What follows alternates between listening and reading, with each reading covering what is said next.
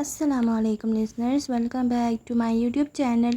آج مالا کی ایپیسوڈ نمبر 58 پڑھنی ہے اور نیا چیپٹر ہے جس کا نام تو کوئی نہیں ہوتا، میرے بس ایسے ہی منہ سے نکل جاتا ہے، ایم سو سوری۔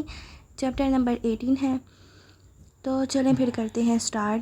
پچھلے ایپیسوڈ میں آلیان جو ہے وہ واپس آ گیا ہے، واپس کیا اس کی انٹری ہی اب ہوئی ہے پورے ناول میں، اب جا کے تو وہ سرکار بن چکا ہے۔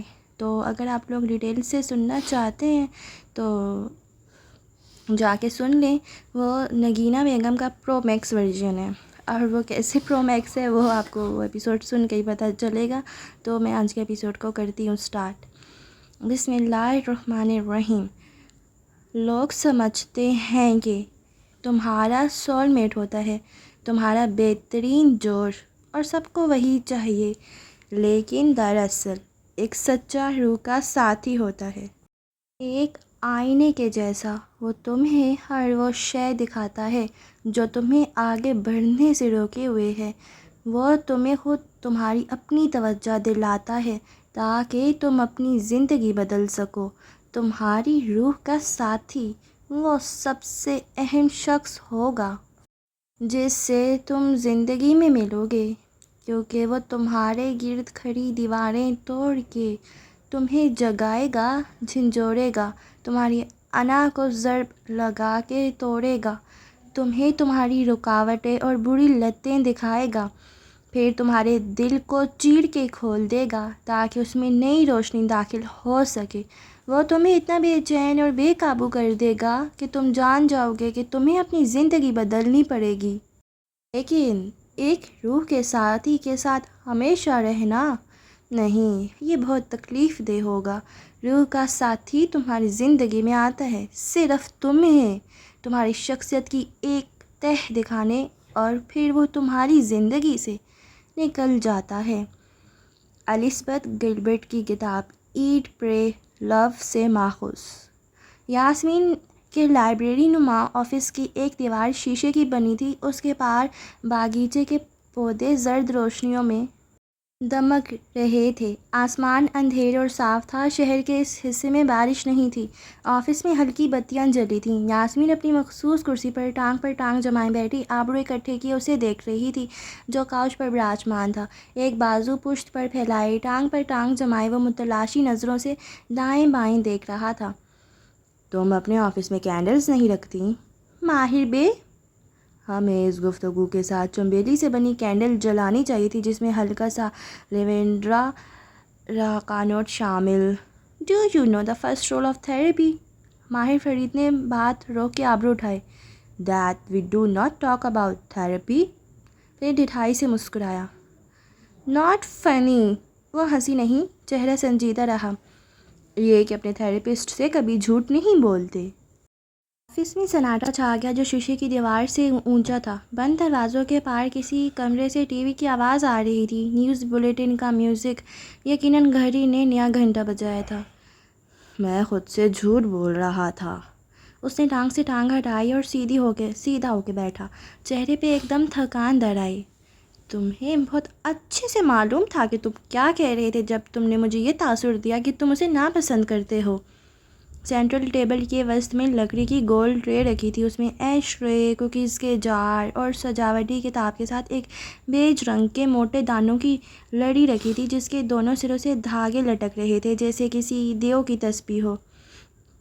اگر تم مجھ سے سچ نہیں کہو گے تو میں کیسے تمہاری مدد کروں گی ماہر؟ اس کا لہجہ اب نرم تھا۔ ماہر آگے جھکا اور کوکی جار اٹھایا، اس کا شیشہ ٹھنڈا تھا۔ اس نے ڈھکن کھولا تو تازہ بیک ہوئے چاکلیٹ چپ کی مہک ناک سے ٹکرائی۔ تم اب بھی اس کی محبت میں مبتلا ہو؟ ماہر نے ہاتھ اندر ڈال کے ایک بسکٹ نکالا، سنہری خستہ بسکٹ آدھے راستے میں ٹوٹ گیا۔ کچھ محبتیں نہیں بھلائی جا سکتیں۔ وہ دونوں انگلیوں میں پکڑے ٹوٹے بسکٹ کو دیکھنے لگا۔ پس منظر میں اسے دھندلی سی یاسمین دکھائی دے رہی تھی۔ کیا پسند تھا تمہیں اس میں؟ اس کا سچا ہونا، سیدھی بات کرنا۔ وہ بیک ڈورز استعمال نہیں کرتی تھی، غصہ نہیں کرتی تھی، مہربان تھی۔ اس کا ریسٹورانٹ اس سے چھن گیا، اس نے بس احتجاج کیا اور پھر چپ چاپ واپس چلی آئی۔ اس سب میں اس میں وہ سب تھا جو تم میں نہیں تھا۔ اس نے دانتوں سے بسکٹ کو کترا، چند ذرے کالر پر گرے، منہ میں چاکلیٹ اور میٹھے میدے کا ذائقہ گھل گیا جس میں جلا ہوا پن بھی تھا۔ وہ غالباً اوور بیکڈ تھے، شاید یاسمین نے خود بنائے تھے، یقیناً وہ کچن میں اچھی نہیں تھی۔ اسے اس کے شوہر اور بچوں پہ افسوس ہوا۔ تم ایک ورکہولک تھے، غصے کے تیز انسان جو خود کو ٹھنڈا اور پرسکون رکھنا سیکھ رہا تھا، جو سچ نہیں بول سکتا تھا۔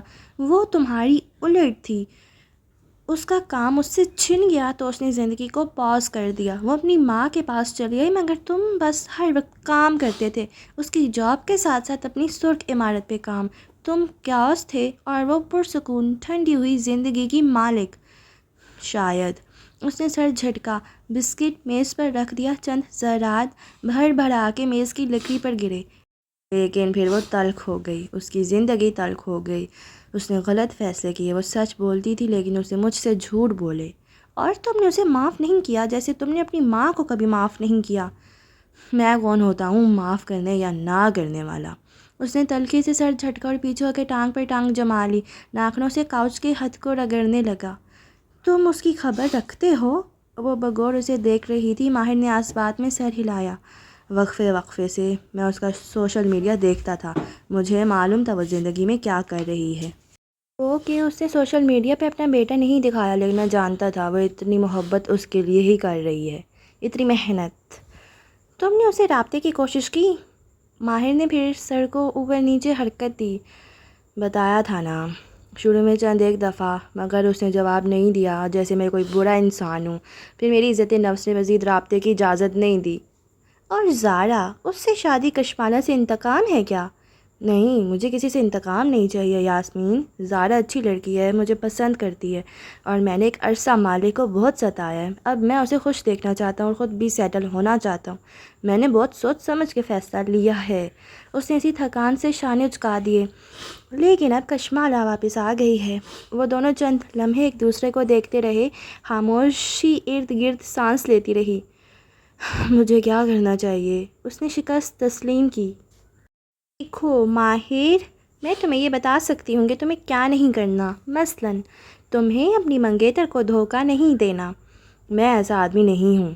ایسا آدمی بننے میں انسان کو دیر نہیں لگتی۔ اس کی آواز میں تنبیہ تھی۔ تمہیں یہ یاد رکھنا ہے کہ کشمالہ نے تمہیں ریجیکٹ کیا تھا۔ وہ اب بھی تمہارے لیے یہاں نہیں آئی، اور ہو سکتا ہے اس کی زندگی میں کوئی اور آ چکا ہو۔ اس سے اپنے جسم کے سارے اعصاب تنے ہوئے محسوس ہوئے، بدقت تھوک نکلا۔ جیسا وہ اپنے سوشل میڈیا پہ نہیں دکھاتی، ویسے ہی ہو سکتا ہے کہ کوئی اس کی زندگی میں۔ اچھا گائز، مجھے نا یہاں پر نہیں کبھی پتہ چلتا کہ کون بول رہا ہے، تو اس لیے جب میں گیس کرتی ہوں کہ کون بول رہا ہوگا تو اس حساب سے میرا جو ہے ایکسنٹ چینج ہو جاتا ہے، میری ٹون چینج ہو جاتی ہے۔ تو اور کبھی کبھی میں کچھ غلط پروناؤنس کر لیتی ہوں، بعد میں مجھے احساس ہوتا ہے تو میں اس کو ٹھیک کر لیتی ہوں۔ آئی ہوپ آپ لوگ تھوڑا سا ایڈجسٹ کر لیں گے، تھوڑا سا ٹالریٹ کر لیں گے، کیونکہ آخر میں بھی تو ایک انسان ہوں اور غلطیاں انسانوں سے ہی ہوتی ہے، اور میں کوشش کرتی ہوں کہ میں کم سے کم مسٹیکس کروں، کیونکہ پھر ایسے سننے میں مزہ بھی نہیں آتا۔ خیر، باتیں میں بعد میں کر لوں گی آپ لوگوں سے، ابھی میں کرتی ہوں یہیں سے ناول کو کنٹینیو۔ جیسے وہ اپنے سوشل میڈیا پہ نہیں دکھاتی، ویسے ہی ہو سکتا ہے کوئی اس کی زندگی میں۔ اس کی طلاق کو ایک عرصہ گزر چکا ہے، وہ یہاں اپنے بیٹے کے لیے آئی ہے، تمہارے لیے نہیں۔ اس نے سر کو خم دیا۔ ہو سکتا ہے اس کی زندگی میں کوئی اور موجود ہو۔ اس کے جبڑے کی رنگیں تن گئیں، اوور بیک ہوئے بسکٹوں کی جلی ہوئی مہک فضا میں گھلتی جا رہی تھی۔ انسان کسی کے پیچھے دیوانہ ہو کے تب بھاگتا ہے جب وہ دوسرے کی حقیقت بھول کے اپنی خواہش کو اس کی حقیقت سمجھنے لگتا ہے۔ یعنی کشمالہ نے تمہیں ریجیکٹ کیا تھا اور وہ یہاں اپنے بیٹے کے لیے آئی ہے، یہ اس کی حقیقت ہے۔ وہ تمہیں ریجیکٹ کرنے پہ پیشمان ہے اور پھر اسے کوئی راستہ، کوئی رشتہ استوار رکھنا چاہتی ہے، یہ تمہاری خواہش ہو سکتی ہے، لیکن ایک عقل مند انسان دوسرے کی حقیقت ہر پل خود کو یاد دلاتا ہے۔ وہ خواہش کے بہکاوے میں نہیں آتا، تمہیں بھی نہیں آنا۔ وہ پیشمان ہو یا نہ ہو، لیکن وہ کبھی بھی میری محبت میں مبتلا نہیں تھی۔ ویری گڈ، تم اس کے ساتھ ایک پروفیشنل تعلق رکھو گے اور کسی بھی موقع پہ کبھی کچھ ایسا نہیں کرو گے جس سے تمہاری منگیتر کو تم پہ شک ہو۔ اگر وہ کسی شک کا شکار ہوتی ہے تو تم اس کو سب کچھ سچ سچ بتاؤ گے۔ تم ہمیشہ کمیونیکیٹ کر کے اس معاملے کو، وہ نرمی سے اسے سمجھا رہی تھی۔ وہ خاموشی سے سنے گیا، میز پر آدھ کھائے بسکٹ اور چند سرے چپ چاپ انہیں دیکھتے رہے۔ دور پس منظر میں نیوز بلیٹن کی بھنبھناہٹ جاری تھی۔ ایلا نامی لڑکی جا چکی تھی۔ بنا فرنیچر کے تاریک گھر خاموش رہ گیا تھا۔ چھت سے لٹکتا بلب وسط میں روشنی ڈال رہا تھا، یوں کہ ایک دیوار پہ ان دونوں کے سائے لمبے ہو کے پڑ رہے تھے۔ ایک مسئلہ ہو گیا ہے آلیان، فرباہ سائے نے دونوں ہاتھ باہم پھنسائے۔ اب کیا ہوا ہے؟ دراز کا سائے کی آواز میں چڑچڑا پن تھا۔ پھر وہ سایہ پلٹا اور کچن کی طرف بڑھ گیا۔ اندرانی اس کے پیچھے لپکی۔ کشمالہ پولیس اسٹیشن گئی تھی۔ آلیان نے کچن کے دروازے کے ساتھ لگی کونٹی سے ایک سیاہ طویل کوٹ اتارا اور پیچھے گھما کے دونوں بازو اس میں ڈالے۔ اسے جانا ہی تھا۔ کوٹ کے بٹن سامنے سے بند کیے، چگا اندر چھپ گیا، کونٹی پر لٹکا مفلر اتارا اور دوسرے ہاتھ سے دروازہ کھولا۔ ٹھنڈی ہوا چہرے سے ٹکرائی۔ اس نے مفلر گردن کے گرد لپیٹا، خردری اون ٹھوڑی کی ملائم جلد سے رگڑی۔ وہ ماہر فرید کے ساتھ تھی۔ باہر نکلتے آلیان کے قدم ٹھہرے، پلٹ کے اندرانی کو دیکھا، آبرو بھینج گئے۔ وہ کہاں سے آیا؟ وہ شاید اس کے لیے یہاں آئی ہے، آج کل اسی کے ساتھ نظر آتی ہے۔ آلیان کی پیشانی کے بل گہرے ہو گئے، واپس پلٹا اور تیز ڈگ بھرتا ویران باغیچہ عبور کرنے لگا۔ اختتام پہ لکڑی کا ننھا گیٹ تھا جو کھلا تھا، کیل اکھڑے ہوئے تھے اور باغیچے کی گھاس جل کے سیاہ ہو چکی تھی۔ کونے میں لگے واحد درخت کے زرد چڑ مڑے پتے باڑ کے اندر اور باہر سڑک پر گر رہے تھے۔ کیا وہ بدر کو تلاش کرنے میں اس کی مدد کر رہا ہے؟ کوٹ کی جیبوں میں ہاتھ ڈالے آلیان اسے چند قدم آگے چل رہا تھا۔ سڑک پر گرے اکھڑے ہوئے پتے جو بارش کے پانی سے سائے کی وجہ سے بچ گئے تھے، اس کے جوتوں تلے آ گئے۔ چڑچڑاہٹ بلند ہوئی۔ یقیناً وہ ہلال بدر کی وجہ سے اس کی مدد کر رہے ہوں گے۔ وہ آلیان کی رفتار سے ملنے کی ناکام کوشش کرتی انہی پتوں پر قدم رکھ رہی تھی۔ اب کی دفعہ وہ نہیں چڑچڑائے، وہ مر چکے تھے۔ وہ کہاں سے آ گیا درمیان میں؟ مفلر ہونٹوں تک چہرے کو ڈھکے ہوئے تھا، سو اس کی آواز دبی دبی سی تھی۔ وہ دونوں اس سمت سے مخالف سمت میں جا رہے تھے جہاں سے ایلا آئی تھی۔ اب ہم کیا کریں؟ اندرانی کی آواز میں اندیشہ تھا۔ ہم وہی کریں گے جو کر رہے تھے، وہ بڑبڑایا۔ رات گہری تھی اور سڑک گیلی، چند اسٹریٹ پولز روشن تھے، مین روڈ ابھی دکھائی نہیں دی تھی۔ فضا میں ٹریفک کا دھواں اور سگریٹوں کی مہک تھی۔ ایک جانب چند دکانیں کھلی تھیں جن کی شیشے کی دیواریں روشن تھیں۔ آلیان کے قدم اس جانب بڑھ گئے، البتہ وہ قدرے سست رو تھے۔ اب کیا کرنا چاہیے؟ اس نے پوچھا، لیکن آلیان نے سفید ہاتھ اٹھائے جس کی پشت اور کلاہی بالوں سے پاک تھی۔ اندرانی کی زبان تھم گئی۔ وہ خاموشی سے ایک دکان تک گیا، شیشے کے دروازے کا ہینڈل پکڑ کے دھکیلا۔ وہ ٹھنڈا تھا، البتہ دکان اندر سے گرم تھی۔ تیز پینٹ اور مٹی کے تیل کی بو نتنوں سے ٹکرائی۔ آلیان نے ناگواری سے ناک سکوڑی۔ ایک دیوار کے ساتھ شیٹس بچھی تھیں، ایک اونچی سیڑھی، پینٹ کی بالٹیاں، نیلا جمپ سوٹ اور دستانے پہنے پینٹ کرتا آدمی۔ ان دونوں کو دیکھ کر چہرہ موڑا، بیزاری سے برش رکھا اور دستانے اتارتا ہوا اس طرف آیا۔ ہم ایک خط لکھیں گے۔ آلیان نے بھرتے ہوئے کندھے ٹیڑھے کیے تاکہ گیلی دیوار سے سیاہ کوٹ ٹکرا نہ جائے۔ کس کو؟ اندرانی اپنے خیال میں آگے بڑھی۔ اس کے کوٹ کے کندھے دیوار سے مس ہوئے سفید چونا اپنا نشان چھوڑ گیا۔ قریب آتے دکاندار نے افسوس سے نفی میں سر ہلایا۔ زیاد سلطان کو۔ وہ سافٹ ڈرنک سے بھرے چلر کا دروازہ کھولے جھکا، گردن دائیں بائیں موڑی، نگاہیں مختلف شیلفوں میں رکھی رنگ برنگے کینز پہ دوڑائیں۔ زیاد کو؟ مگر کیوں؟ وہ تعجب سے اسے دیکھ رہی تھی۔ آلیان نے بازو لمبا کر کے ایک سرخ کین نکالا اور واپس سیدھا ہوا، پھر کاؤنٹر پہ جا کے کین رکھا۔ ہمیں اس کو جیل سے نکالنا ہے۔ وہ جب تک گے میں واپس نہیں آئے گا ہمیں مزہ نہیں آئے گا۔ مفلر سے دبی آواز میں کہتے آلیان نے جیب میں ہاتھ ڈال کے باہر نکالا تو اس میں ایک نوٹ تھا۔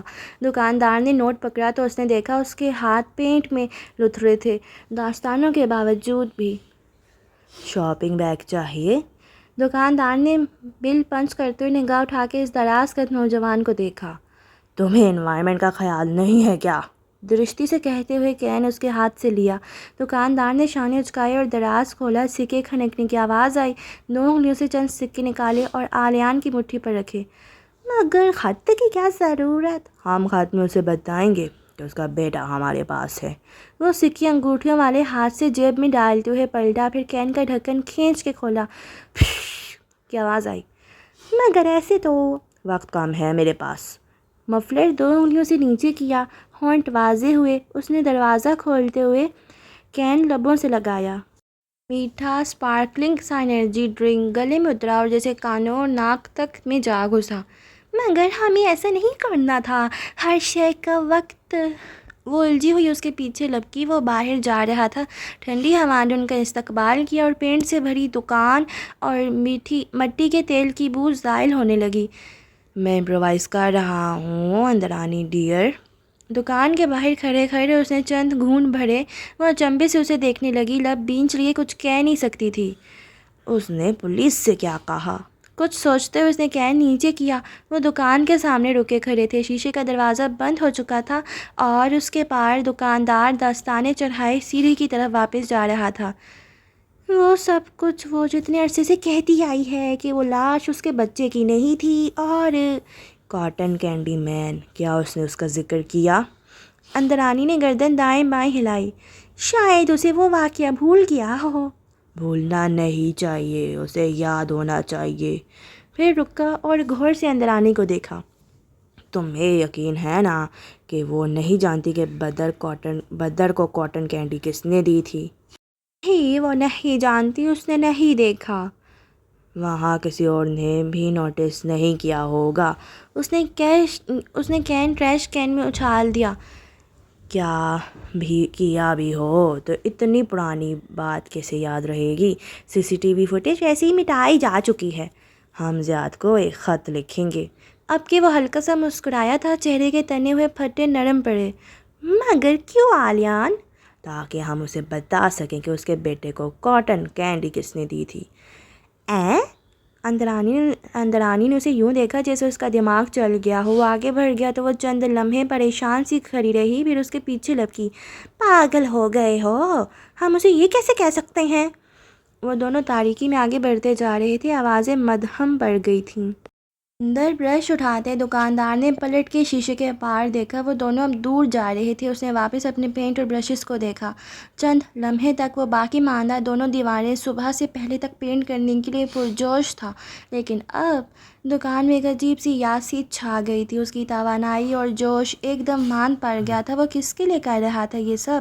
اس کے تو بچے بھی نہیں تھے، اور اس کا قرضہ جو ادا ہونا تھا، اور کاموں کی ایک طویل فہرست جو ذہن کو بوجھل کیے ہوئے تھی۔ کیا فائدہ ابھی برش کرنے کا؟ سوکھنے میں کئی گھنٹے لگنے ہی تھے۔ وہ کل کر لے گا۔ کون سا دکان کی شکل بدلنے سے سیلز بڑھ جائیں گے؟ اس کے تو بچے بھی نہیں تھے، کس کے لیے کرے یہ سب؟ اس نے بے دلی سے برش رکھ دیا۔ یہ دکاندار کا یہ کیوں سلسلہ ہو رہا ہے؟ دکاندار کے کیوں تھاٹس ہمیں سنائے جا رہے ہیں؟ شمالی امریکہ میں جیل کا دوسرا نام کریکشنل فیسلٹی یعنی اصلاحی ادارہ تھا، کیونکہ امریکیوں کو گمان تھا کہ صرف اچھی اصطلاحوں کے استعمال سے دنیا بدلی جا سکتی تھی۔ ایسے ہی ایک اصلاحی ادارے کا وہ سرمئی سفید دیواروں والا کمرہ تھا، جس میں 2 طرف شیشے کے دروازے لگے تھے اور فاصلے فاصلے پر چند سرمئی میزیں بچھی تھیں۔ ہر میز پہ آمنے سامنے 2 افراد بیٹھے تھے، ایک فرد قیدیوں والا جمپ سوٹ پہنے اور دوسرا آزاد انسانوں کے لباس میں ملبوس۔ فضا میں باتوں کی بنبناہٹ اور لانڈری ڈٹرجنٹ سے لگے موپ کی مہک تھی۔ زیاد سلطان ایک کونے میں رکھی میز پر بیٹھا تھا۔ سامنے براجمان ادھیر عمر وکیل ناک پہ اینک پیچھے دھکیلتے ہوئے چند کاغذ الٹ پلٹ کر رہا تھا۔ تم آج بھی اس ڈیل کو قبول کر لو تو 2 ہفتے میں تم باہر ہوگے، اس نے کہتے ہوئے چہرہ اٹھا کے زیاد کو دیکھا۔ زیاد کے بال اب چھوٹے کٹے تھے، آنکھ تلے نیل کا نشان زرد ہو چکا تھا، آدھی آستینوں سے نکلتے بازو تنو من تھے، البتہ چہرہ سپاٹ تھا۔ میں 6 ماہ میں ویسے بھی باہر ہوں گا۔ زیاد نے شانے اچکا کے دائیں جانب دیکھا۔ ایک میز خالی تھی، اس پہ بیٹھا ملاقاتی متلاشی نگاہوں سے شیشے کے دروازے کو دیکھ رہا تھا۔ اس کا قیدی نہیں آیا تھا۔ تمہارے پاس ایک چانس ہے یہاں سے جلد نکلنے کا۔ مجھے نکلنے کی کوئی تمنا نہیں ہے، میں سکون سے اپنی کتاب لکھ رہا ہوں اور اپنے گناہوں کی سزا بھگت رہا ہوں۔ وہ بے پرواہی سے دائیں بائیں دیکھ رہا تھا۔ پیچھے رکھی میز دھکیل کے ایک تنومند آدمی اٹھا اور بڑبڑاتا ہوا ان کے قریب سے گزرا۔ اس کے جسم سے باسی پسینے کی بدبو لہر کی صورت اٹھی اور ان کی میز تک آئی۔ وکیل نے ناک سکوڑی۔ تمہارا سکون میں دیکھ رہا ہوں۔ وکیل نے آبرو سے اس کی نیلگوں آنکھ کی جانب اشارہ کیا۔ زیاد نے پھر سے شانے اچکائے۔ اگر میں کسی کے خلاف مخبر بن کے نکلا تو 2 دن میں وہ لوگ مجھے مار دیں گے۔ میں باہر نکل کے اپنی زندگی بنانا چاہتا ہوں، دوبارہ ان کاموں میں۔ زیاد ٹھہر گیا۔ وکیل نے کوٹ کا بٹن کھولا اور اس کے اندر ہاتھ ڈالا۔ کوٹ کھولنے سے کسی سستے کولون اور آفٹر شیو کی ملی جلی مہک باہر کی طرف آئی۔ جیل کی ساکن بند ہوا میں وہ مزید ناگوار گزری۔ مجھے صبح یہ ای میل موصول ہوئی ہے۔ 2 پرنٹ شدہ کاغذ اس کے سامنے رکھے، پھر نگاہ اٹھا کے قریب کھڑے گارڈ کو دیکھا جس سے وہ پہلے اجازت لے چکا تھا۔ گارڈ نے آسوات میں آنکھوں کو جھپکایا۔ زیاد نے 2 انگلیوں میں کاغذ کا کنارہ چھوا اور اسے ترچھا کیا۔ اب وہ اس پر چھپے الفاظ پڑھ سکتا تھا۔ تمہارا بیٹا میرے پاس ہے۔ جلد باہر آؤ اور وہ کرو جو میں تم سے چاہتا ہوں، کیونکہ تمہارے بیٹے کے پاس وقت کم ہے۔ دی کاٹن کینڈی مین۔ زیاد نے اگلا صفحہ پلٹنا چاہا، وہ پیچھے کاغذ سے چپک کے رہ گیا تھا۔ وہ انگشت شہادت لبوں تک لے کر گیا، تھوک سے اسے گیلا کیا اور پھر سے صفحہ پلٹا تو وکیل نے دیکھا اس کے ہاتھ میں لرزش تھی۔ دوسرے صفحے پر ایک پرنٹ شدہ تصویر تھی، ایک مدھم سی تصویر، بیڈ پر آنکھیں موندے لیٹا بچہ، ساتھ لگی آئی وی لائن اور ڈرپ، اور بچے کے سینے پر رکھا ایک روز پہلے کا اخبار، حریت نیوز۔ اس نے چونک کر نگاہیں اٹھائیں۔ وکیل انہی نظروں سے اسے دیکھ رہا تھا۔ کیا یہ ہمیں پولیس کو دینا چاہیے؟ اس سے ثابت ہوتا ہے کہ تمہارا بیٹا زندہ ہے۔ زیاد نے کچھ کہا نہیں۔ وہ ایک دم اٹھ کھڑا ہوا۔ اس کا چہرہ بے تاثر نہیں تھا، وہاں عرصے بعد کوئی تاثر دکھائی دیا تھا۔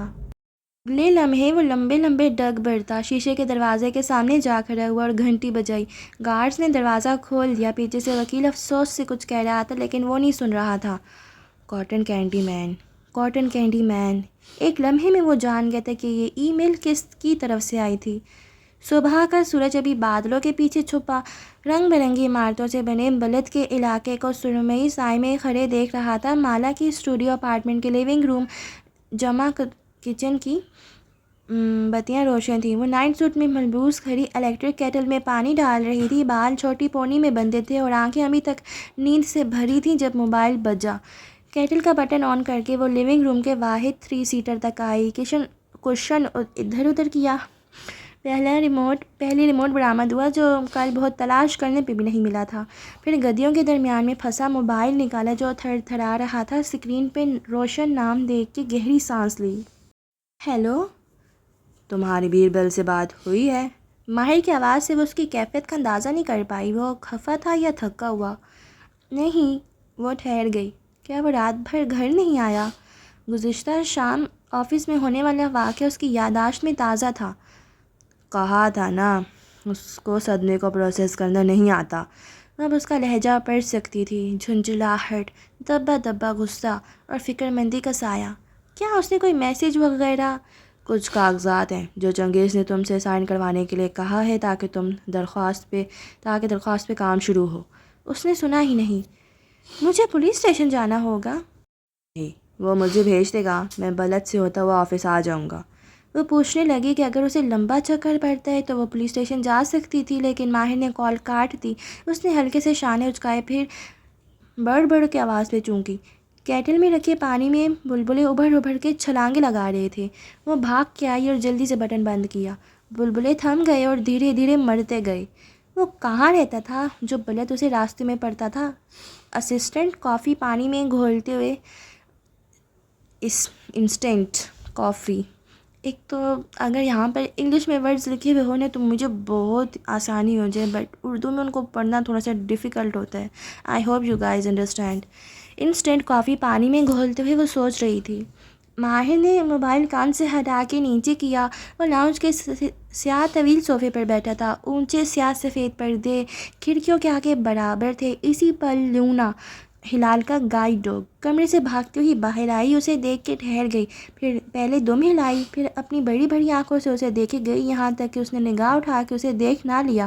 پھر ماہر کی نگاہ کی سنجیدگی پہ لونا کے کندھے ڈھیلے ہوئے، پھر گردن گھما کے بیربل کے کمرے کے آدھ کھلے دروازے کو دیکھا۔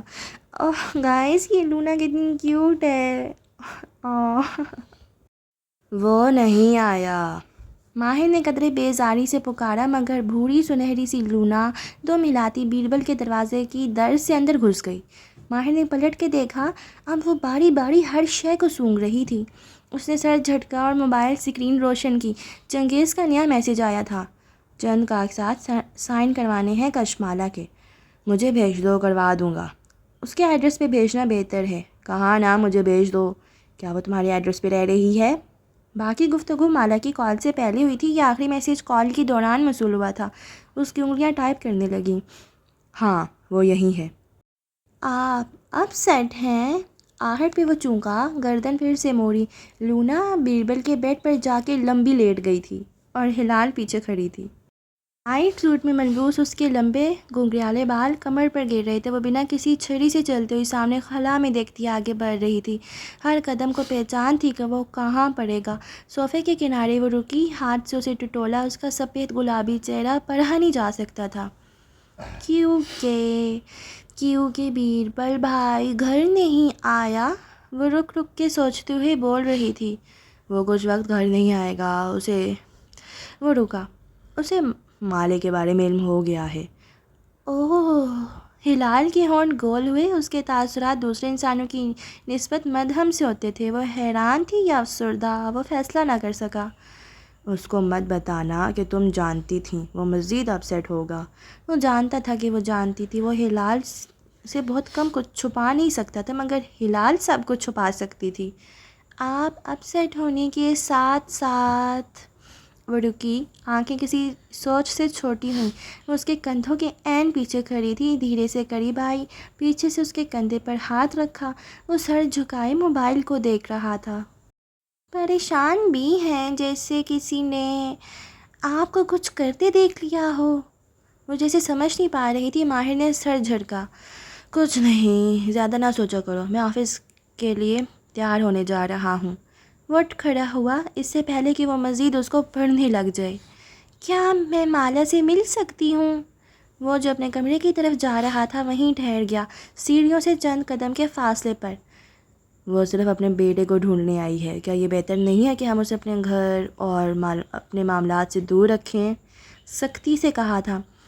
اس کا نام بدر ہے، وہ پیچھے سے پکار اٹھی۔ ماہر آگے بڑھتا گیا۔ آپ اس کا نام کیوں نہیں لیتے؟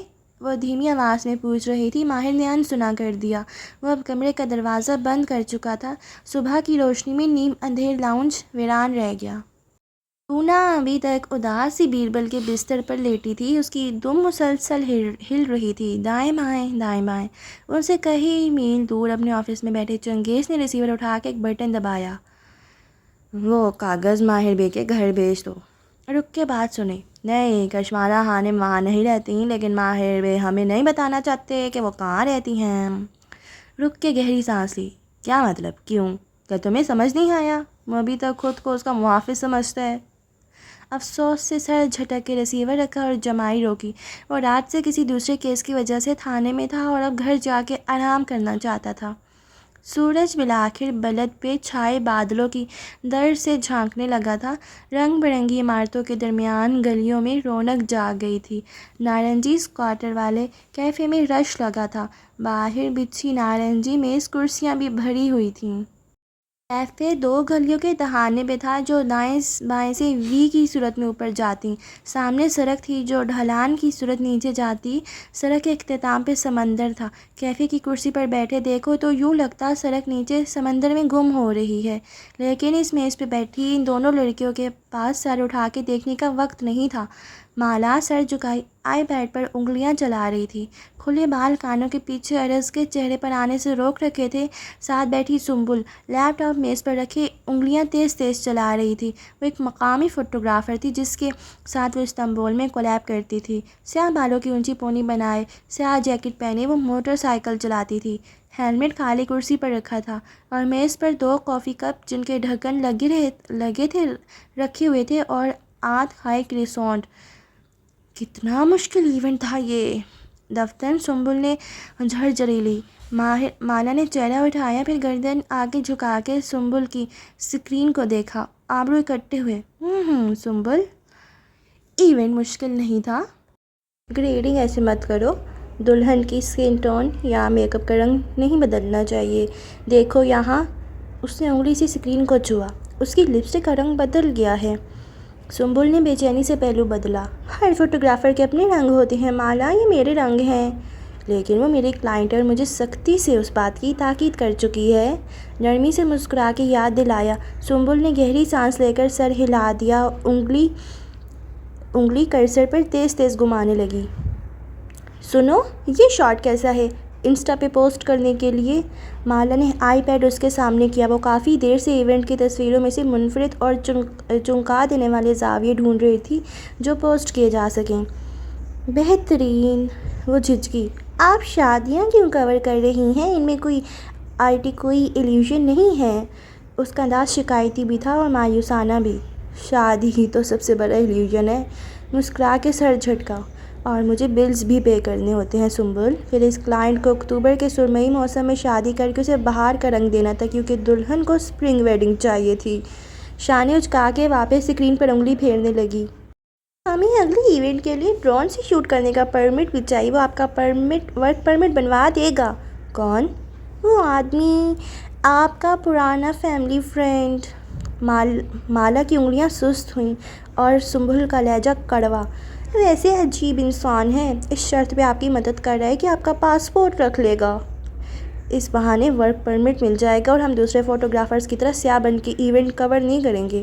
آپ کو اس کی مدد نہیں لینی چاہیے تھی، پتہ نہیں وہ آپ کے پاسپورٹ کے ساتھ کیا کرے۔ مجبوری انسان سے سب کرواتی ہے۔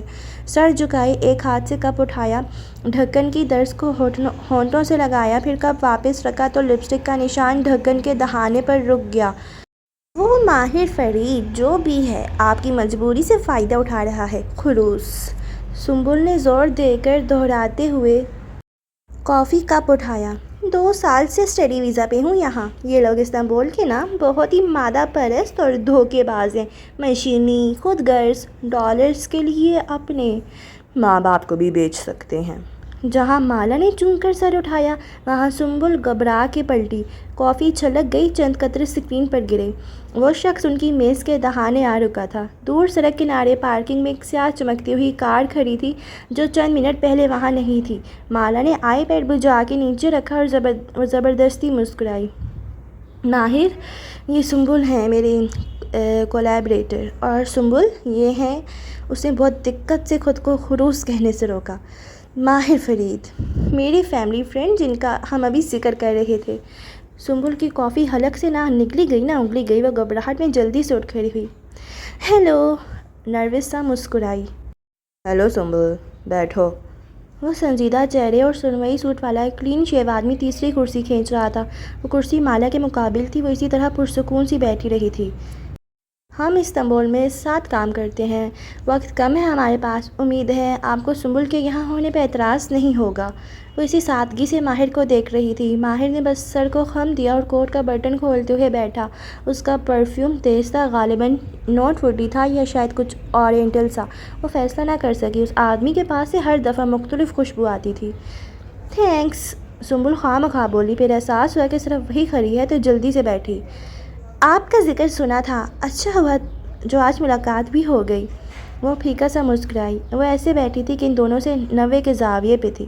اس نے کتنا سنا تھا، بس خلوص نہ سنا ہو۔ کیفے کے باہر نارنجی چھجے تلے رکھی اس میز پہ چند لمحے خاموشی رہی۔ اس دوران ماہر کرسی پر بیٹھ گیا اور ایک سرسری نگاہ میں اس لڑکی کا جائزہ لے لیا۔ کے بال، کپڑے، بیگ کی حالت، فون کا ماڈل، نگاہ جوتوں تک گئی۔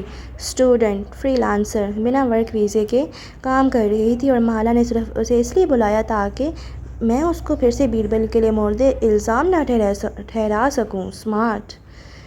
Nice to meet you Sumbul. وہ بظاہر ہلکا سا مسکرایا۔ آپ کچھ لیں گی؟ سنبل ابھی تک نروس تھی۔ ٹانگ پہ ٹانگ جمائے بیٹھے ایک شخص کی گہری نظر اور مسکراہٹ سے اسے لگا وہ اس کے اندر باہر دیکھ چکا ہے۔ مبہم سا کہہ کے گردن موڑی۔ وہ وہاں تھا یا نہیں وہ سمجھ نہیں سکی، پھر کوٹ کی جیب میں ہاتھ ڈالا، ایک لفافہ نکال کے مالا کے سامنے رکھا، پھر بنا کچھ کہے اٹھ گیا۔ اب وہ کیفے کے اندر جا رہا تھا، یعنی یہ ہاں تھا۔ ماہر فرید گلاس ڈور کھول کے اندر چلا گیا تو وہ فوراً اس کی طرف مڑی۔ یہ ہے وہ خڑوس آدمی؟ آنکھیں پھیلائی دبا دبا سا چلائی۔ مالا نے کہہ کے کاغذ کھولے۔ وہ اسے کوریئر بھی کر سکتا تھا، ایک دستخط ہی تو تھا۔ اس نے چوتھی کرسی پر سنبل کے ہیلمٹ کے ساتھ رکھے بیگ میں ہاتھ ڈالا۔ پین کہاں رکھا تھا؟ کیا یہ سنگل ہے؟ سنبل دلچسپی سے گلاس وال کے پار کھڑے ماہر کو دیکھ رہی تھی جو کاؤنٹر پہ جھکا بارسٹا سے کچھ کہہ رہا تھا۔ نہیں، شادی ہونے والی ہے۔ سنبل کے چہرے پہ بدمزگی پھیلی، پھر دوبارہ سے تجسس جاگا۔ ویسے یہ کون سا والا امیر ہے، اولڈ منی یا سیلف میڈ؟ ایک زمانے میں میرا ڈرائیور تھا، خود سوچ لو۔ سنبل نے پہلے مالا کو دیکھا جو کاغذات کو دیکھ رہی تھی، پھر سڑک کے کنارے کھڑی اس سیاہ کار کو، پھر ہنس کے سر جھٹک دیا۔ مالا مذاق بھی سنجیدگی سے کر لیتی تھی۔ کیا اس درخواست کے بعد وہ کام شروع کریں گے؟ جب تک وہ اپنا کپ لیے واپس آیا وہ قلم ڈھونڈ کے دستخط کر چکی تھی۔ ہاں۔ ماہر نے کپ کا ڈھکن اتار کے میز پہ رکھا جہاں گہری روسٹ شدہ کافی بینز کی مہک ابھری۔ وہاں چند قطرے میز پوش کو بھگو گئے۔ اب وہ شکر دان سے کیوبز نکال کے کافی میں ڈال رہا تھا۔ 1 2 3۔ مالا کی نگاہیں کیوب سے ہوتی ہوئی ہیلمٹ کے ساتھ رکھے بیگ پہ گئیں جس کا منہ کھلا تھا، البتہ ماہر کی نگاہ بھی وہاں نہیں پڑی تھی۔ اوہ نو! اس نے تیزی سے بیگ اٹھایا اور قدموں کے ساتھ رکھ لیا۔ ماہر نے چونک کر بیگ کو دیکھا، پھر ایک نظر اسے، لیکن اب وہ کاغذات کو دیکھ رہی تھی۔ اس نے وہ کمفرٹ اسٹون نہیں دیکھا ہوگا، یقیناً، اللہ کرے۔ وہ کچھ نہیں بولا، کافی میں شکر مکس کر رہا تھا۔ اس نے بیگ کیوں نیچے رکھا؟ وہ کچھ چھپا رہی تھی، مگر کیا بدر مل جائے گا؟ سنبل کھنکاری، وہ مسکرا بھی رہی تھی۔ بس اس نے خلوص کا لفظ نہ سنا ہو، باقی خیر تھی۔ دیکھتے ہیں۔ وہ اب ٹانگ پہ ٹانگ جمائے کپ کو ہونٹوں سے لگا رہا تھا۔ ایک تناؤ بھری خاموشی اس نارنجی میز پہ چھا گئی، ورنہ آس پاس بہت شور تھا۔ ایک آدمی مالٹے کی ریہڑی دھکیلتا اس طرف آ رہا تھا۔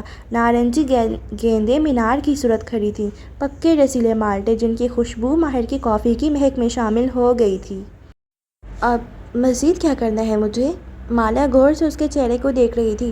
اگر وہ کچھ اور کہنا چاہتا ہے تو کہہ دے، یا پھر جائے، بیٹھا کافی کیوں پی رہا تھا؟ درخواست میں کسی چیز کا اضافہ کرنا ہے تو بتا دو۔ وہ مالٹے کی ریہڑی کو دیکھ رہا تھا جو قریب آ رہی تھی۔ اسے اس سنبل کو بلانے کی کیا ضرورت تھی؟ کس قسم کا اضافہ؟ اس کے ماتھے پر بل پڑے۔ کیا وہ سنبل کی وجہ سے غیر آرامدہ تھا؟ مگر مالا نے اسے نہیں بلایا تھا، کام بہت تھا، وہ خود ہی آ گئی تھی۔ یعنی؟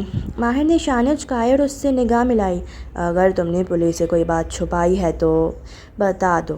اس کی آنکھوں میں طنز کی جھلک تھی۔ کشمالہ مبین کی پیشانی سلوٹ زدہ ہوئی۔ باتیں چھپانا میرا شیوا نہیں ہے، جو جانتی تھی بتا دیا۔ اگر یہ چاہتے ہو کہ زیاد کو نامزد کروں تو۔ کاٹن کینڈی مین، آپ نے اس کے بارے میں بتایا پولیس کو؟ وہ جو برہمی سے کہہ رہی تھی سنبل کی بات پہ رک گئی۔ ماہر نے گردن پوری سنبل کی جانب موڑی۔ کاٹن کینڈی مین؟ باری باری دونوں کو دیکھا۔ ہاں نا، میں وہیں تھی، گلاتا ٹاور کے قریب، جب وہ کینڈی مین آیا تھا۔ سنبل رک گئی، مالا کو دیکھا، آبرو اٹھایا۔ کیا یہ نہیں بتانا تھا؟ کاٹن کینڈی مین کون؟ ماہر نے کپ نیچے رکھ دیا۔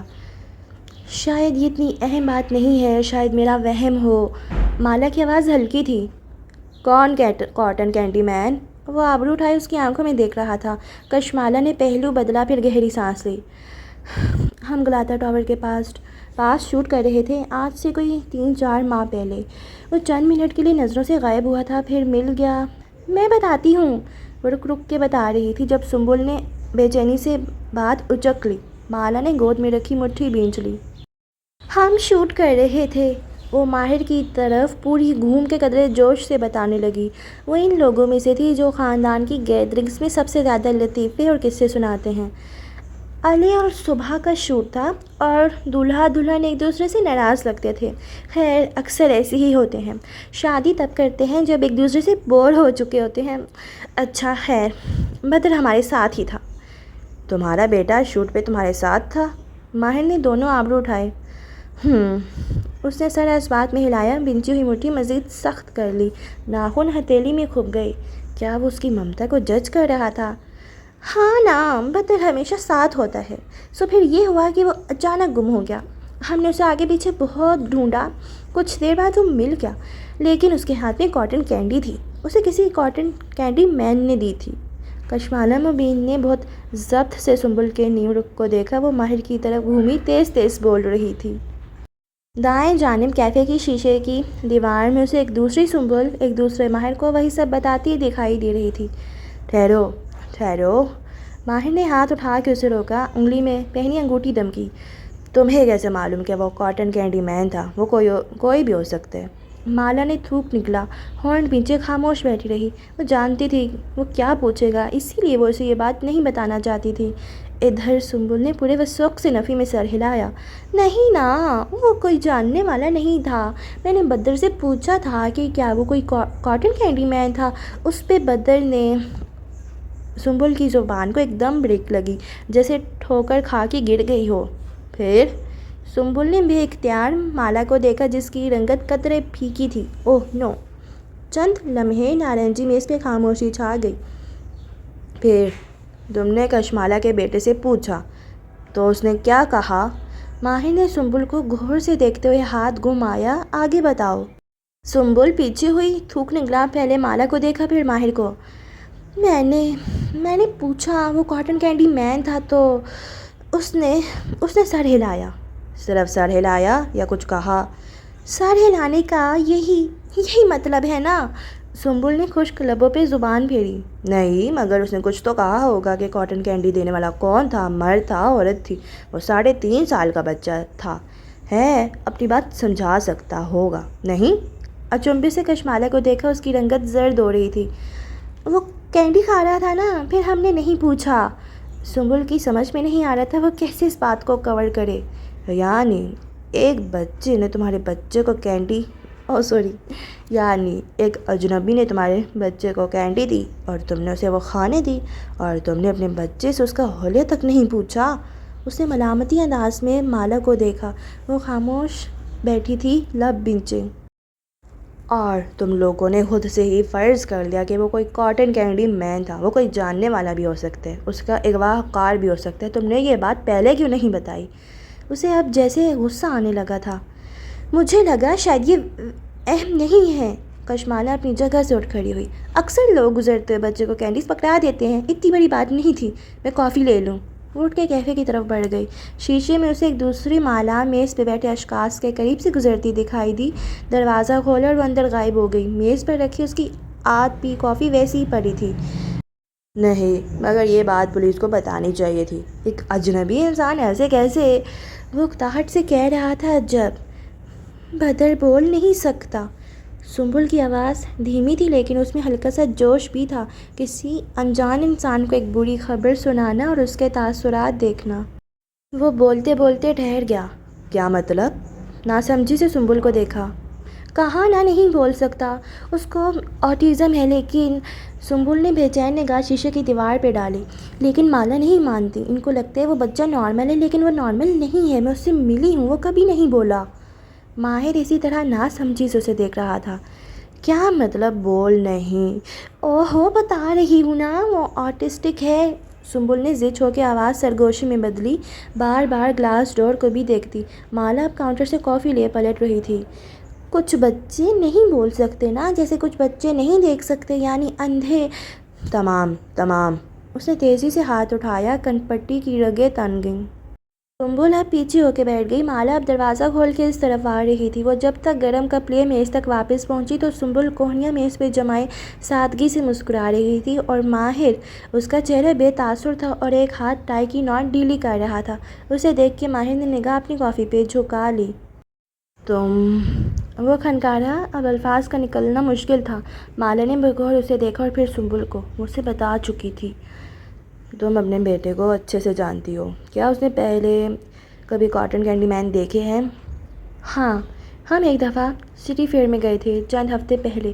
وہاں ایک یونیفارم میں کاٹن کینڈی مین تھا۔ ہو سکتا ہے اس آدمی کا بھی ویسے ہی حلیہ ہو سکتا ہے۔ تمہیں وہ تاریخ اور وقت یاد ہے؟ اپنی کپ کو دیکھتے ہوئے ماہر نے پوچھا۔ وہ اس کی جھکی آنکھوں میں کچھ اور بھی دیکھ سکتی تھی، کچھ غیر آرام دہ سا، شکست خوردہ سا۔ اوف سنبل، بالکل، ہم اس وقت شوٹ کر رہے تھے۔ تصاویر پر ٹائم سٹیمپ ہے۔ گڈ، ہم ویکینڈ پہ اسی جگہ جائیں گے۔ وہ کپ لیے اٹھ کھڑا ہوا، گو کہ اس کا کپ خالی تھا۔ وہ اب بھی اسے نہیں دیکھ رہا تھا، وہ بھی ساتھ ہی کھڑی ہوئی۔ کیا وہ صرف پیپر سائن کروانے آیا تھا یا وہ کچھ اور بھی کہنا چاہتا تھا؟ بس، یا کچھ اور؟ اس نے سادگی سے پوچھا۔ وہ اسے ہی دیکھ رہی تھی۔ ماہر کی نگاہ اٹھی۔ چند لمحے وہ اسے دیکھتا رہا، پھر سر کو نفی میں جنبش دی۔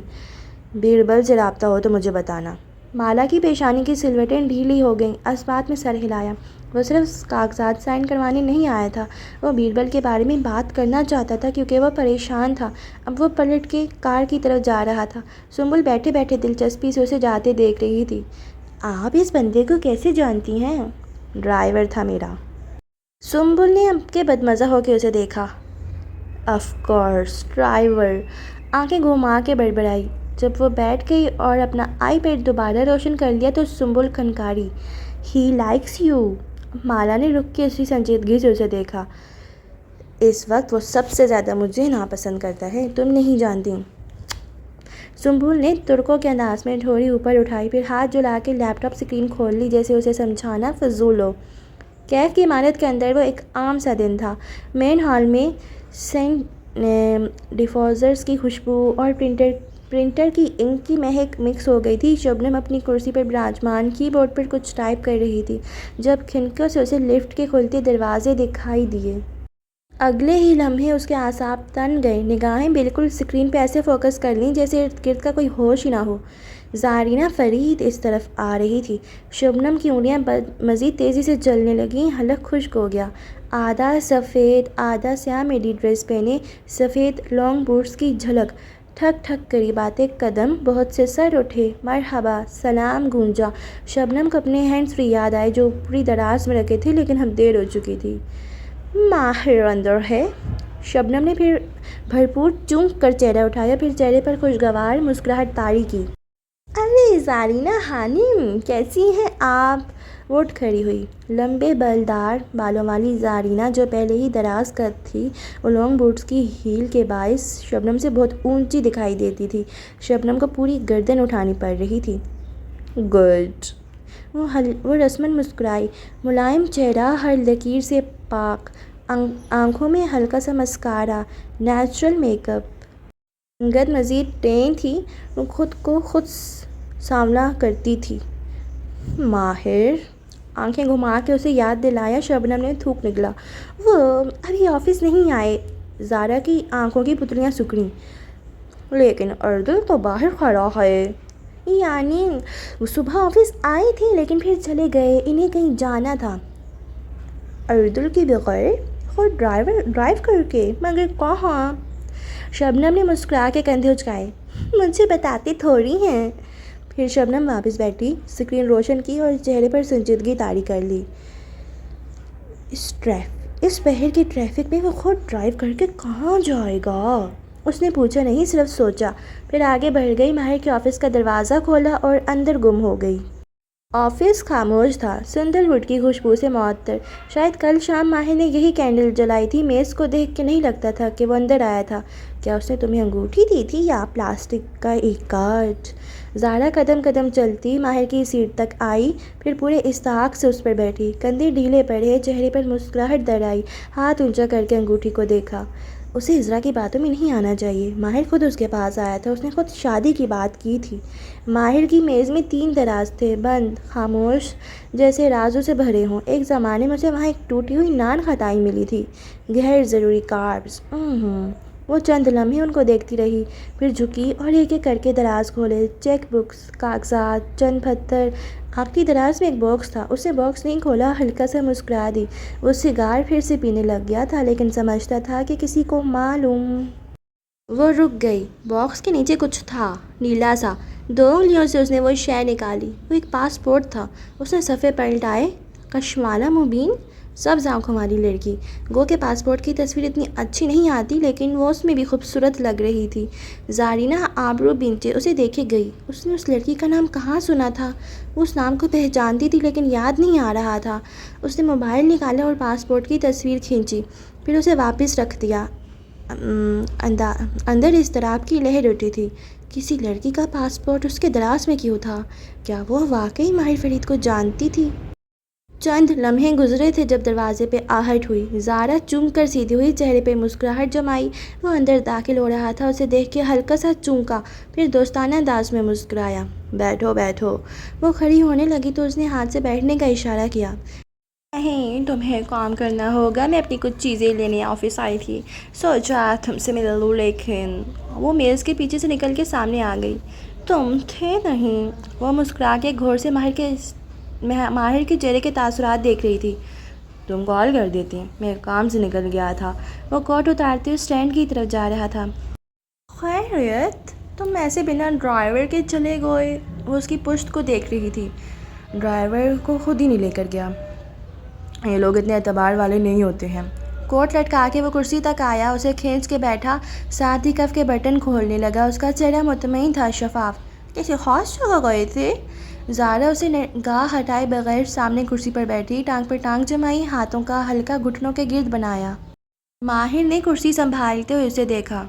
کشمالہ سے پیپر سائن کروانے گیا تھا۔ توقف کیا۔ تمہیں یاد ہے کشمالہ؟ نہیں، کون؟ مالک نے نہیں بتایا؟ کل بیربل کی بیکری پہ وہ ملا تھا اس سے۔ ماہر کے چہرے پہ ہلکا سا تعجب ابھرا، اس کا انداز عام سا تھا۔ بابا مجھے ملتے ہی کہاں ہیں؟ اس کی آواز میں شکوہ ابھرا، پھر سر جھٹکا۔ کون ہے یہ؟ زیاد کی بیوی، جس نے مجھے اس قتل کیس میں پھنسوایا تھا۔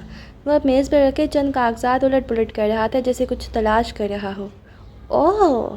ایک دم اسے یاد آیا، زیاد سلطان، جس کے بارے میں ماہر نے اسے کئی برس پہلے تحقیق کرنے کے لیے کہا تھا۔ اسے جس انسان کے بارے میں کھوجنا ہوتا وہ زارا کو کہتا تھا۔ زارا اپنی نیٹ ورکنگ استعمال کر کے کسی کو بھی ڈھونڈ سکتی تھی۔ کشمالہ کا بیٹا کھو گیا ہے، 3-4 سال کا ہے، بچہ ہے۔ ٹریول ہسٹری کے مطابق وہ استنبول آیا تھا، اس لیے وہ یہاں آئی ہے۔ شاید ہلال کے اغوا کاروں نے اسے اغوا کیا ہو۔ ہم اس کے بیٹے کے لیے اس کی مدد کر رہے ہیں۔ زارا کے کندھے ڈھیلے پڑ گئے۔ اوہ اچھا، اس نے ہم میں کون کون شامل ہے پوچھنا غیر ضروری سمجھا۔ بیٹا، زیاد کی بیوی، ایک نامعلوم سا خطرہ جیسے ٹل گیا ہو۔ لیکن تم مدد کیسے کرو گے؟ اس نے ہلال کے لیے ہماری مدد کی تھی نا۔ پولیس اس کی بات نہیں سن رہی تھی، پھر کل اسے لے کر میں پولیس اسٹیشن گیا تھا، میرے کہنے پہ اب وہ تعاون کر رہے ہیں۔ زارا نے اسبات میں سر ہلایا، کھنکیوں سے میز کے اس حصے کو دیکھا جہاں دراز تھے۔ ماہر نے نہیں دیکھا۔ وہ اب ایک فائل کھول کے کچھ پڑھ رہا تھا۔ وہ ابھی تک اس سیریل کلر کے ساتھ کیوں ہے ویسے؟ ماہر نے نگاہیں جھکائے، صفحے پہ کچھ تلاش کرتے ورق الٹایا۔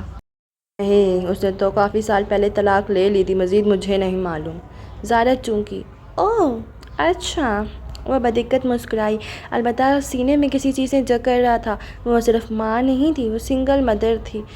بہت وقت دینا پڑے گا تمہیں اس لڑکی کو۔ ماہر نے چہرہ اٹھا کے اسے دیکھا۔ میں یوں ہی کسی کے لیے وقت نہیں نکالتا۔ اس نے ہلال کو تلاش کیا تھا، میری مجبوری ہے اس کی مدد کرنا۔ مالک، بیربل، ہلال سب چاہتے کہ میں اس کی مدد کروں۔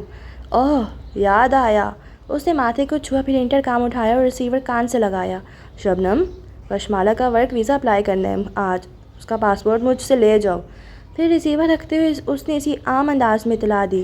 میں نے اسے 2 ماہ کا کہا ہے، تب تک اسے یہاں رہنے کا پرمٹ لے کر دینا ہوگا۔ 2 ماہ تک میں اس کی مدد کروں گا، اس کے بعد اس کے بچے کا سراغ نہ ملے تو میں کچھ نہیں کر سکتا۔ شانے اچکائے اور چہرہ فائل پر جھکائے مزید ورق پلٹنے لگا، وہ جیسے کچھ تلاش کر رہا تھا۔ زارا چند لمحے آنکھیں سکوڑ کے اسے دیکھتی رہی۔ وہ بالکل مطمئن تھا، اس کی آنکھیں اور چہرہ شفاف تھا، لیکن وہ ماہر فرید تھا اور وہ مالک فرید کی بیٹی تھی۔ اس نے آفس کے کونے میں لگے کیمرہ کو دیکھا۔ یہ چند برس پہلے لگا تھا۔ کیا ماہر نے اسے کیمرے میں پاسپورٹ اٹھاتے دیکھ لیا تھا؟ کیا اس शबनम ने उसे मैसेज कर दिया था कि वो तमाम जवाबात के साथ तैयार आया था, मगर नहीं, वो इसरा की बातों को ज़्यादा ही सोच रही थी। झूठ बोलने वालों का चेहरा ऐसे शफाफ तो नहीं होता। वो मुस्कुराई और उठ खड़ी हुई। किसी दिन चलते हैं डिनर पे। माहिर ने चेहरा उठा के उसे देखा और मुस्कुराया। श्योर, वीकेंड पे। लेकिन छागा मैं मुंतखब करूँगी। उसकी आंखें मुस्कुरा उठीं, फिर वो पलटी, मुतमईन, खुश, हल्की फुल्की। कंसोल टेबल पर सुर्ख इमारत का मॉडल रखा था। ये मॉडल स्टडी रूम में रखे मॉडल से छोटा था। इज़रा ने उसे एक बात और भी कही थी। माहिर ने अभी तक बिल्डिंग एक ऑक्यूपेंसी परमिट के लिए अप्लाई नहीं किया। मेरे शोहर के हाथ से गुजर के ही फ़ाइल आगे जानी है। मालिक फरीद की बेटी उसकी तरफ वापस घूमी। तुमने बिल्डिंग ऑक्यूपेंसी परमिट अप्लाई नहीं किया?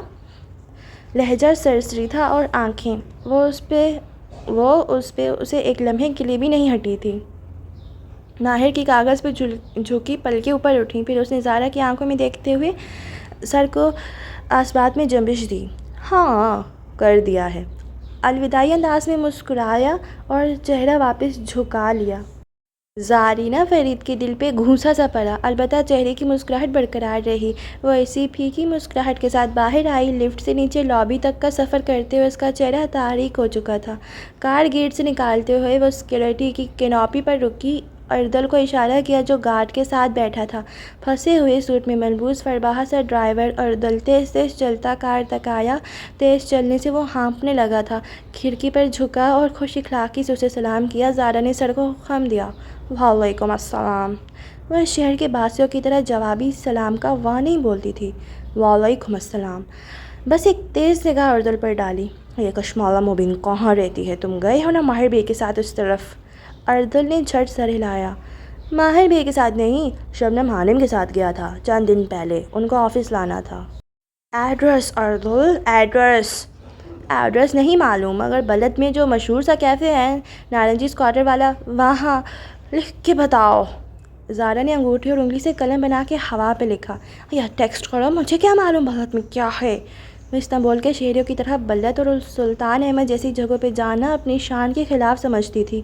ये सियाहों के लिए थी। उसका हल्का अहबाब निशान तशी एतलेयर और बेगबेक जैसे इलाकों के रेस्टोरानों में मिलने को तरजीह देता था। जी मैं भेजता हूँ। अर्दल फंसे हुए कोट की जेब से मोबाइल निकालते हुए पीछे हुआ। वो कार जन से आगे बढ़ा गई। उसे मैसेज करने से पहले अर्दल ने एक टेक्स्ट माहिर को भेजा था। ज़ारा हानिम कशमाला मुबीन का एड्रेस मांग रही थी। बलद कैफ़े का एड्रेस दे दूँ? मुझे वही मालूम है। अगले ही मिनट उसे माहिर का ऑडियो मैसेज मौसूल हुआ था। ज़ारा हानिम मेरी होने वाली बीवी है। वो जो पूछें उन्हें बताना तुम्हारा फ़र्ज़ है। मुझे रिपोर्ट करने की ज़रूरत नहीं। तेज़ लहजा जैसे वो गुस्से में हो। अर्दुल ने जल्दी से ज़ारा को पैगाम भेज दिया। उसे शाह से ज़्यादा शाह का वफ़ादार बनने की ज़रूरत नहीं थी। माहिर फरीद अब किसी फ़ाइल से कुछ तलाश नहीं कर रहा था। वो टेक लगाए बैठा माथे पर सिलवटें लिए बंद दरवाजे को घूर रहा था। फिर निगाह उठा के ऊपर लगे कैमरे को देखा। उसने फुटेज नहीं देखी थी, लेकिन ज़ारा को अपनी कुर्सी पर बैठे देख के वो जान गया था कि उसका पासपोर्ट देख चुकी होगी।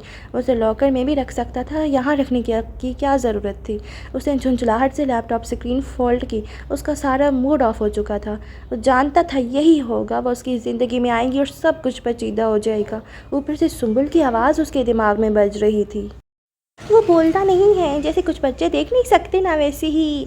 शबनम, उकताहट से रिसीवर उठाया। मेरे टेबल पर गर्द क्यों है? क्लीनर्स आज आए थे या नहीं? हम उन्हें किस चीज़ की तनख्वाह? बाहर बैठी शबनम तहम्मुल से सुनेंगे। ये तय था कि CEO का गुस्सा आज ऑफिस स्टाफ का भुगतना था।